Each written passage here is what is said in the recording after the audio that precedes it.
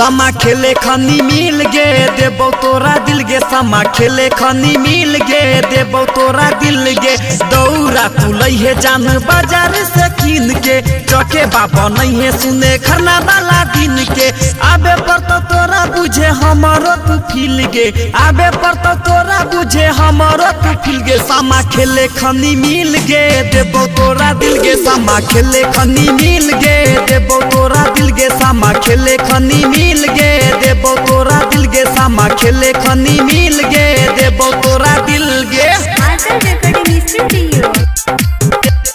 देबो तोरा दिल गे समा खेले खनी मिल गे देबो तोरा दिल गे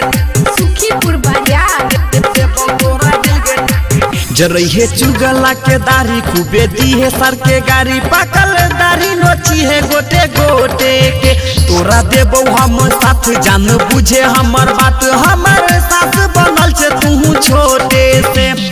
दीवाना बनल छी देखिए के गल पतिल गे दीवाना बनल छी देखिए के गल पतिल गे समा खेले खनी मिल गे देबो तोरा दिल गे समा खेले खनी मिल गे देबो तोरा दिल गे समा खेले खनी मिल गे देबो तोरा दिल गे समा खेले खनी मिल गे देबो तोरा दिल गे आंचल रिकॉर्डिंग स्टूडियो देबो तोरा दिल गे समा खेले खनी मिल गे देबो तोरा दिल गे सुखीपुर बाजार देबो तोरा दिल गे पाँच मुट्ठी दी है चूड़ा अपन भैया के पूरा जब